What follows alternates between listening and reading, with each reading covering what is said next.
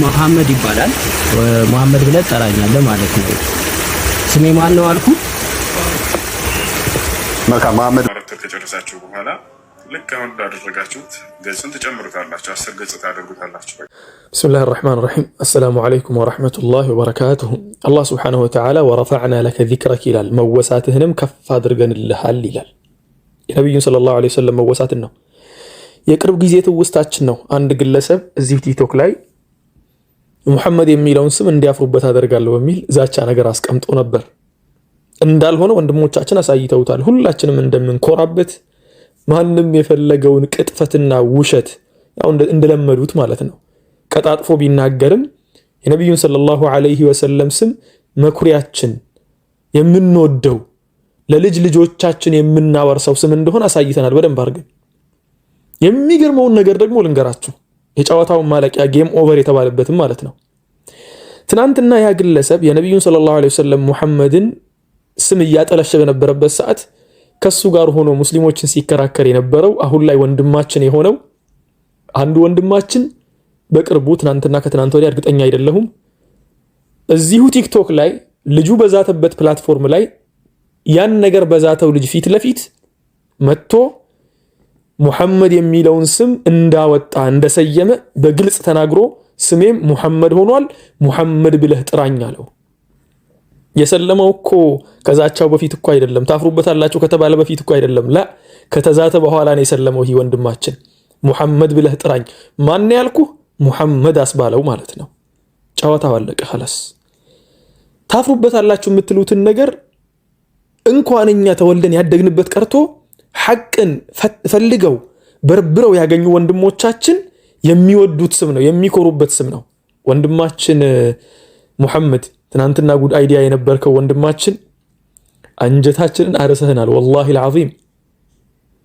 ያንን የሚናገረውን ንግግር እንኳን የማያውቅን ግለሰብ አንድ ቀን እንኳን ተሳስቶ ትክክለኛን ነገር የማይናገርን ግለሰብ ፊት ለፊቱ ቁጭ ብለህ ሙሐመድ የሚለውን ስም እንደምትኮራበት አስረግጠህ መናገርህና ሙሐመድ ብለህ ጥራኝ ማለትህ ላንተ ምን ያክል ነብዩ ሙሐመድን ሰለላሁ ዐለይሂ ወሰለም እንደምትወዳቸው መገለጫ ነው። ለሱ ደግሞ አፉን የሚያዘጋው መልስ ነው። እንኳን ሌላው ያመነበትን ልታሳፍር ቀርቶ ዛሬ ካንተ ጋር ያለው ነገ ሄዶ ይወደዋል የሚለውን ነገር ነው የሚያሳየው። ወንድማችን ሙሐመድ የትናንትናው ጉድ አይዲያ የዛሬው ሙሐመድ አንጀታችን እንዳራስከው አላህ ሱብሓነሁ ወተዓላ በጀነቱ ያበስርህ። አላህ ሱብሓነሁ ወተዓላ ከጀነትም የነቢዩን ሰለላሁ ዐለይሂ ወሰለም ጉርብትናን ካገኙት ባሮቹ መካከል ያድርግህ። ምክንያቱም ልጁ ጨዋታውን ማርዘም ፈልጎ ነበር፣ ቋጨህለት፣ ጌም ኦቨር አደረግከው خلاص انتهى الامر። ለጥላቻ ይስሩ፣ እኛ ደግሞ ብርሃንን ለመግለጽ ማህበረሰቡን ሐቅን ለማሳየት ወንድማችን ሙሐመድንም ጨምሮ ሁላችሁም ትናንትና ስትፈልጉ ያገኛችሁትን እውነታን ለማሳየት እየለፋችሁን ያላችሁት፣ እሱ ግን ዛሬም ጥመቱ ላይ ተቀምጦ በዚያ ላይ ሰዎችን ገደል ለመክተት እየተጣጣረን ያለው። አሁንም የምላችሁ ወንድሞችና እህቶች በንጽጽሩ ጉዳይ ላይ እየሰራችሁ ያላችሁም በደንብ አድርጋችሁ ስራችሁን ቀጥሉ። ዳዕዋውን እንዳሁኑ ስርዓት በተሞላበት መልኩ ቀጥሉ። የልጁ ጉዳይ እንደሆነ በህግ የተያዘ ጉዳይ ስለሆነ ኢንሻአላህ የሱ በህግ ያልቃል። ወላኪን እሱ የጀመረው ጨዋታ በሱ ሜዳ ላይ ተጠናቋል። ሊላሂ الحمد والمنه። ሰላሙ አለይኩም ወራህመቱላሂ ወበረካቱሁ። አልহামዱሊላህ። መሐመድ ይባላል። መሐመድ ብለህ ጠራኛለህ ማለት ነው። ስሜ ማን ነው አልኩ? መልካም መሐመድ ብለኛል። እንቀጥላለን ከነማማር ጋር ተጨርሳችሁ። ስሜ ነው እሺ፣ መሐመድ ብለህ እየጠራኸኝ ሙሐመድዬ ሙሐመድዋ ምን ልቸሮ ምን ልሰዋ ከሰብኝ ሁሉ ረከሰኝ ውድ ያልኩት ለኔ ላንቱ ያነሰኝ። ይቅርታ አድርግልኝና አንድ ጥያቄ ልጠይቅ። አፈር ያ አኺ ያ ሼክ እንት ማሻአላህ ተባረከ ረህማን አላህ ይጨምርልህ። ወላሂ አላህ እጅሩን ይጻፍልህ። በጣም ትልቅ ስራ እየሰራህ ነው። አላህ በጀነት الفردوس ይክፈልህ جزاهم باذن الله. متى يعني تراجع القرآن ومتى يعني تذاكر ومتى تقرأ الكتب؟ مجنو مالت يعني كتابوችን ምትቀራው ያኒ ሙዛከራ የምታደርገው ይሄን ነገር ምናልባት እሺ እሱ ፊትህን አሳየና እንግዲህ ቁርአን ሙራጃ አሁን ላይ ያኔ ልጅ እያለ ያደረኩት ነው ብያለሁ እኔ ግን የዛን ያደረኩት ሙራጃ በጣም ጠንካራ ነበርና ለሁል ጊዜ እንዲቆይ የሚያደርግ ሙራጃ ነው። ይህን ሙራጃ አደራረግ ሁሉም ሰው ቢጠቀመው በጣም ደስ ይለኛል። በፍጹም እንዳትረሱት ያደርጋችኋል። የፈለገ ቢሆን ከዚያ በኋላ ሰው ጅምር ያደርግላቸው የትም ቦታ ላይ መቀጠል ትችላላችሁ እና በጣም አሪፍ የሆነ የሙራጃ መንገድ ነበር እና የዛን ያደረኩት ነው። ከዚያ በኋላ ግን አሁን ምናልባት በረመዳን ምናምን በዚህ ልትቀራ ትችላለህ እንጂ እንዳይጠፋ ያደርጋል። ሙራጃ ሰው ካፈዘ በደንብ አድርጎ ማፈዝ ነው። የሀፈዙ ሰዎች ብዙ ይሆናሉ፣ ሙራጃ ያላቸው ግን ውስኖች ናቸው እና ያ ነው ሙራጃ። ከዚህ በፊት ነግራቸዋለሁ ሳደርግ የነበረበት መንገድ በቀን 5 ገጽ ለምሳሌ ትቀራላችሁ። ሱብሒ ላይ ያንን በደንብ ከያዛችሁ በኋላ ከሱብሒ በኋላ ደግሞ አንድ ትደግሙታላችሁ። ልክ እንዲሁ ማታ ላይ አንድ ትደግሙትና ሌሊት ትሰግዱበታላችሁ። ሌሊት ካልተሰገደበት ቁርአን ለመያዝ ይከብዳል። ነቢያችን ሰለላሁ ዐለይሂ ወሰለም እንዳሉት አንድ ሰው ሌሊት ሶላት የሚሰግድበት ከሆነ ቁርአንን አይጠፋም ብለው የተናገሩበት ሐዲስ አለ እና ያንን ሌሊት ከሰገዳችሁበት ቀጣይ ሌላ በሁለተኛው ቀን ልክ ትናንት እንደሰራችሁት 5 ገጽ ትሰራላችሁ።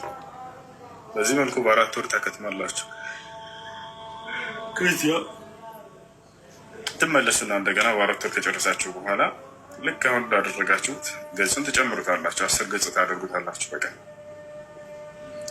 እዛ ይህ ደግሞ በ2 ቀን አንድ ጁዝ ታደርጋላችሁ። በዚህ በ10 ገጽ ከሆነ በስንት ወር ትጨርሳላችሁ? በ2 ወር ትጨርሳላችሁ። ሙሉ 30 ጁዝ። የመጀመሪያ ስንት ወር አለ? 4 ወር አለ። አሁን ደግሞ 2 ወር 6 ወር አይደለም። ከዚያ በኋላ አሁንም አታቋርጥ ሙራጃ ማድረግ ሙሉ በቀን አንድ ጁዝ በቀን ሙሉ 30 ጁዝ እስክትቀሩ ድረስ በዚሁ መሰረት እየጨመራችሁ ትሄዳላችሁ። በሶስተኛው ቀን በሶስተኛው ዙር ደግሞ ምን ታደርጋላችሁ? በቀን አንድ ጁዝ ማለት ነው። እየጨመርክ ብሄር እየገራ ነው የሚሄደው። እየገራ ለአፍህ ላይ በጣም ይቀላል። መጨረሻ ላይ ምን እንደምትል አጠገብ ያለ ሰው እስኪያረዳ ድረስ ታፈጥማለህ። ከዚያ በቀን 10 ገጽ የነበረውን በቀን አንድ ጁዝ ታደርገዋለህ። በሶስተኛው ዙር ላይ በቀን አንድ ጁዝ ከሆነ ደግሞ በምን ያክል ጊዜ ታከትማለህ? በቀን አንድ ወር ታከትማለህ። የቅድሙ ስንት ወራቶች አሉ? 4 ወር፣ 2 ወር እና 1 ወር፣ በአጠቃላይ 6 ወር። ቀጣይ ዙር ደግሞ ምን ታደርጋለህ? በአንድ ጁዝ የነበረውን ወደ 2 ጁዝ ታሳድገዋለህ። ከዚያ ይሄ ደግሞ በስንት ቀን ይከተማል? በ15 ቀን። ስንት ምን ያክል ደረሰ? 6 ወር 15 ቀን። ከዚያ በኋላ 2 ጁዝ የነበረውን እንደገና በዚያኛው ዙር ደግሞ 3 ጁዝ በቀን ታደርገዋለህ። ይሄ ደግሞ በ10 ቀን ታከትማለህ። ከዛ በ10 ቀን ከጨረስክ በኋላ 3 ጁዝ እንደገና ትመለስና በስንት ጁዝ ታደርገዋለህ? በቀን 5 ጁዝ ታደርገዋለህ። በቀን 5 ጁዝ። ይሄ ደግሞ በ6 ቀን ታከትመዋለህ። ከዛ በቀን 10 ጁዝ ታደርገዋለህ። በ3 ቀን ታከትመዋለህ። ከዛ በቀን 15 ጁዝ ታደርገዋለህ። በ2 ቀን ታከትመዋለህ። ከዛ በቀን 1 ጊዜ ታከትመዋለህ። እኔ እስከዚህ እስከደርስ ድረስ አልተውኩትም ነበር። የፈለገ ይኸውልህ ሰዓቱ ካልበቃኝ እንኳን ቁርአን ትምህርት ቤት ሁሉ ይዤ እሄዳለሁ። እየተማርኩ ነበር ያልኩት። ካልበቃኝ መንገድ ጓደኛ አልፈልግም ነበር። ጓደኞቼን በቃ ስራ አለኝ ከቤት በልቼ እስከ ትምህርት ቤት ድረስ መንገድ ላይ እየሄድኩ ይቀራለሁ ትንሽ የቁርአን ይዤ። ከዚያ ደግሞ እረፍት ካለች ትምህርት ቤት ውስጥ ያቺ 15 ደቂቃ ያችን ወርድና ጫካ ውስጥ እቀራበታለሁ። በዛ በዚህ በቀን የቀን ፕሮግራሜ ሳይታፈስ ያ ቀን ማለፍ የለበትም ብዬ አምናለሁ። በቃ እና በዚህ መልኩ ካደረግከው የዘላለም የነሽ ነው። ምንም አይጠፋም። ማሻአላህ ረበና የዚድ ለክ ወላሂ በጣም አላህ ይጨምርልህ። በጣም ደስ ይላል። እሺ ኪታቦችንስ በምን ታይም ነው ያኔ ማለት በፊት የቀራቸው ኪታቦች ኬፍ ቱዛክር እንዴት ነው እዛ ስንቀራ ወይኔ ቅረኝ ዩሱፍ የሚባል ልጅ ነው። በጣም ጎበዝ ልጅ ነው። በጣም ይችላል። በኋላ እሱን ያቀርናል። የኪታብ ደግሞ ሼክ አብዱልቃድር ይባላል። እሳቸው ጋር ከቀራ በኋላ የተለያዩ ኪታቦች አቀሩ። በኋላ እንደገና የዕለሞችን ደርስ በጣም እንከታተል ነበር። ልጅ እያለን የዛሬ 10 ዓመት ነበር። የዕለሞችን ደርስ በጣም የተከታተል አረብኛ ልክ እንደተረዳህ ጊዜያችን ታላላቅ ዕለሞች ማን ናቸው ወደሚለው ሳይ እነ ሼክ አብዱልዓዚዝ ይባላል፣ ሼክ ኢብኑ ዑሰይሚን፣ ሼክ ሳሊህ አልፈውዛን፣ ሼክ ረቢዕ አልመድኸሊ፣ ሼክ ዑበይድ አልጃብሪ፣ الشيخ أحمد بن يحيى النجمي، الشيخ محمد أمان الجامي، الشيخ زيد المدخلي، ሌሎችም እነዚህ ታላላቅ ዕለሞች ሼክ አልአልባኒ ከዛሊክ እነዚህ الشيخ عبد الله البخاري እዚህ መሻይኾች እርሶቻቸው ይገኛሉ። አንድ ኪታብ ካወርድና ለምሳሌ ሸርሕ ሱና ለልበርባሃሪ በዛሃቁ ታና ይህን ኪታብ የሼክ አብዱላህ አልቡኻሪ ደርስ አወርዳለሁ። ይህ የሙላዳምታ በዚህ መልኩ እንትን ነበር። ደርሶችን አረበኛ ልክ ከተረዳ በኋላ የነዚህ የዕለሞችን ፈትዋዎች እንዲሁ እንከታተላለን። ልክ እንዲሁ ማህበራዎቻችን ማሻአላህ ማሻአላህ አላህ ይጨምርልን። አላህ ይሕፈظክ ወይስዕደክ ወይጀምል ሓለክ። አላህ ይጨምርልን። አላህ ያግዝህ። አላህ ያጠንክርህ።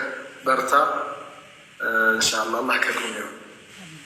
አሚን አሚን አሚን። ሽክረን ጀዛከላሁ ኸይር። ባረከላሁ ፊክ። ጀዛከላሁ ኸይረን። ተሸረፍት ብልቃእክ። ወአለይኩም አላህ ባረከላሁ ፊክ። ሰላም አለይኩም። ሰላም ወረሕመቱላሂ ወበረካቱህ።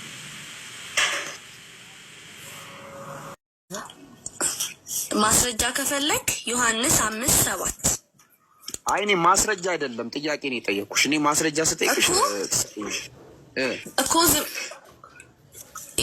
አብ ልብ ነው፣ ወልድ ደግሞ ቃል ነው፣ መንፈስ ቅዱስ እስትንፋስ ነው።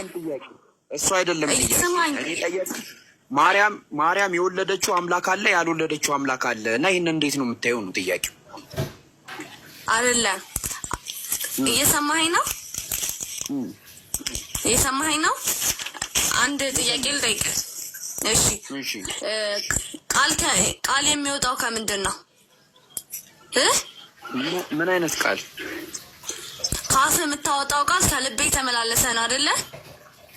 እኔ ካፌ የማወጣው ቃል ከልቤ የተመላለሰ ነው ያልተመላለሰም አይደለም ጥያቄ።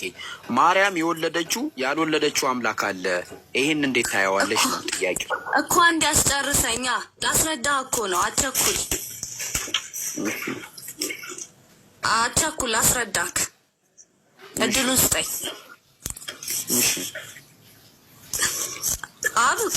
አብ ልብ ነው ብያለሁ፣ ወልድ ደግሞ ቃል ነው፣ መንፈስ ቅዱስ ደግሞ እስትንፋስ ነው። ልብ ያለ ቃል ቃልም ያለ እስትንፋስ አይሆንም። ሶስቱም አንድ ናቸው። ስለዚህ ከአብ ልብ ወጣ፣ ወልድ ደግሞ ቃል ሆኖ ወደዚህ ምድር መጣ፣ መንፈስ ቅዱስ ደግሞ እስትንፋስ ሆኖ ኖረ። ገባክ? ገባኝ። ለዚህ ደግሞ ማስረጃ ማለት ነው ጥምቀት ላይ ጌታችን መድኃኒታችን ሲጠመቅ አብ ይህ የምወደው ልጄ ነው ብሎ ተናግሯል። ስለዚህ አብ አለመወለዱን ታያለ። በዚህ እኮ ማርያም ያልወለደችው አምላክ አለ ማለት ነው። አሁን ካስረዳሽኝ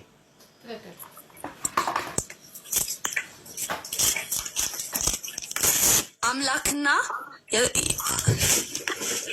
የሰማኸኝ ነው? ኧረ እኔ እየሰማሁሽ ነው። አንቺ እያወራሽ ከሆነ በትክክል ለምንድን ነው ማሰማት የምትነግረን ነገር ደግሞ አዳምጣ። ይቅርታ።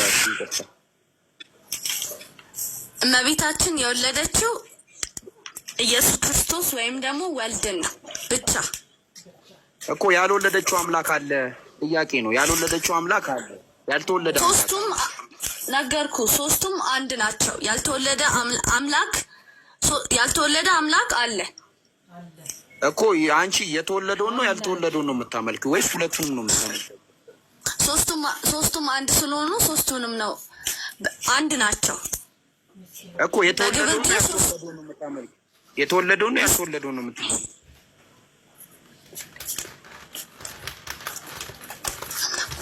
ሶስቱም አምላክ ናቸው። ኦኬ ሶስቱንም ነው የምታመልኪው? አንድም ሶስትም ስለሆኑ አዎ እኮ ሶስት አምላክ ነው የምታመልኪው ማለት ነው። አንዱ ተወልዷል፣ ሁለቱ አልተወለዱ። ሶስት አምላክ የለንም። ምስጢረ ስላሴ አንተ ከተማርከው ማለት ነው። ስንት አምላክ ነው ታዲያ ያለው? አንድ። ኦኬ እሱን አንዱን አምላክ ማርያም ወልደዋለች?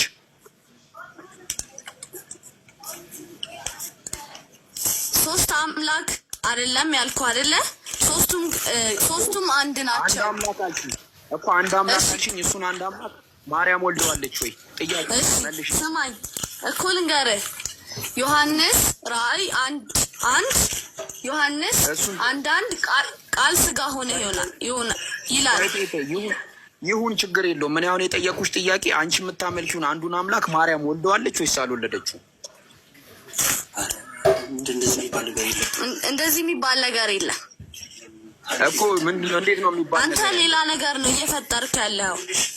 ገና አጠገብሽ ያለውን ልጅ አስጨዋለሁ። ገና ታወጣለህ ድምፅህን። አቢ ናይ መልሽ። አሁን እሱ አብ የልጅ ልብ ነው፣ ወልድ ቃል ነው፣ መንፈስ ቅዱስ እስትንፋስ ነው። ሶስቱም አንድ ናቸው። እሺ ሰማክ? የሰማኸኝ ነው። ሶስቱም አንድ ናቸው። ልብ፣ ቃል፣ እስትንፋስ አንድ ናቸው። አንተ ያለ እስትንፋስ ትኖራለህ? እሱ አይደለም ጥያቄ። አንቺ የምታመልኪውን አንዱን አምላክ በቃሽ ተባልሽ። በቃ ከዚህ በላይ ከሄድሽ መስለምሽ ነው። ይቅርብሽ። ራሱ አላደርገውም። ማህተቤንም አልበጥሰውም። እኛም ብለን ነበር። እሺ አይ ከመዝጋት በፊት አንድ ነገር ልንገርህና ዝጋ። አትንገሪ። ቃልህና ልብህ አንድ ነው። አትንገሪ። የጠየኩሽም ነበር።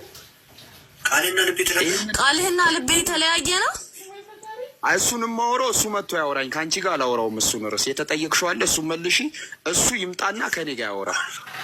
ስለ ቃል፣ ስለ ልብ፣ ስለ ኩላሊት እንዲሁም ደግሞ ስለ ቆሽት መላላጫ ምናምን እናወራለን። እሱ ይምጣና ደስ ይለናል። ግን አንቺ አንዱን አምላክ አብ ማርያም ወልደዋለች ወይስ አልወለደችው? ጥያቄ እሱን መልሺ። ስለ ኩላሊት ምናምን ከእሱ ጋር እናወራለን ከፈለገ ገብቶ። ኩላሊት የሚባል ነገር አላልኩም። አንደኛ ለቃልህ ለከት ይኑረህ። እሺ ይቅርታ። ስለ ልብ እናወራለን ከእሱ ጋር። እሺ አንቺ የተጠየቅሽው መልሽ። አንቺ የምታመልኪውን አንዱን አምላክ ማርያም ወልደዋለች ወይስ አልወለደችው? ሶስቱም አንድ ስለሆኑ ወልድን ነው የወለደችው። አይደለም እኔ አንዱ አይነጣጠሉም። መጽሐፍ ቅዱስ ሰማኸኝ? እኔ ማለት አይነጣጠሉ። የአንቺ የምታመልኪውን አንዱን አምላክ ማርያም ወልደዋለች ወይስ አልወለደችው? ነገርኩህ እኮ አንተ እየተረዳኝ ስላልሆንክ ነው እንጂ እየተረዳኸኝ አይደለም። አልወለደችውም። ወልደዋለች ወይስ አልወለደችው? ኢየሱስን ክርስቶስን ወልደዋለች። አይ ነው እሱን አውቃለሁ። አንዱን አምላክ ስን ያልኩሽ እኔ አንዱን አምላክ አንቺ የምታመልኪውን አንዱን አምላክ ማርያም ወልደዋለች ወይስ አልወለደችው? አይወለድም። አብ አይወለድም። ኦኬ ስለዚህ አንዱን አምላክ አልወለደችውም ማለት ነው። ነገርኩህ እኮ አብ አይወለድም። አዎ አይደለም አንዱን አምላክ ነው። እኔ አብን፣ ወልድን፣ መንፈስ ቅዱስን አይደለም። አንቺ የምታመልኪውን አንዱን አምላክ ማርያም ወልደዋለች ወይስ አልወለደችው? ጥያቄ ከኛ መልስ። እኔ ማመልከው አምላክ ሰማኸኝ? እኔ ማመልከው አምላክ አብ፣ ወልድ፣ መንፈስ ቅዱስ ወይም ደግሞ እግዚአብሔር ነው። ስለዚህ ሶስቱንም ልንለጣጥላቸው አንችልም እኮ። አንነጣጥላቸው። ስንት አምላክ ናቸው? አንድ አምላክ። እሱን አንድ አምላክ ማርያም ወልደዋለች ወይስ አልወለደችውም? ጥያቄ ወልደዋለች ወይስ አልወለደችውም? ወደ ሌላ አትሂጂ። አብ አይወለድም እኮ እኔንም እያደከምከኝ ነው። ኤይማ ዳናይት፣ እኔ አብን፣ ወልድን፣ መንፈስ ቅዱስን አይደለም የጠየቁሽ። አንቺ የምታመልኪው አንድ አምላክ ነው ተሰማን። እሱን አንድ አምላክ ማርያም ወልደዋለች ወይስ አልወለደችውም? ጥያቄ ይሄ ነው። መልስ መልሽ። እንደዚህ አይነት ደግሞ አንተ የምትለው ነገር መጽሐፍ ቅዱሳዊ ትምህርት የለም። ግን እኔ ተማርኩትን ልንገርህ። ማርያም አምላክን ነው የወለደችው ወይስ አምላክን አይደለም የወለደችው? አምላክን ነው የወለደችው። ያ አንዱን አምላክ ነው የወለደችው ወይስ አይደለም? ወልድን ወልደዋለች። ያ አንዱን አምላክ የወለደችው እኮ ከሶስቱ አንዱን አምላክን ወልደዋለች። ኦኬ፣ ሁለቱን አምላክ አልወለደቻቸውም። አዎ። ስንት አምላክ ቆጠርን? አንድ የተወለደ ሁለት ያልተወለዱ። ጨረስን። አሁን እሱን ናበዩና ወደ ልብና ወደ ቃል እናወራ። ያ ጀማ አይታችኋል። ማርያም አንዱን አምላክ ከሶስቱን አምላክ አንዱን አምላክ ወልዳለች፣ ሁለቱን አምላክ አልወለደቻቸውም። ጨርሰናል። ናበዩ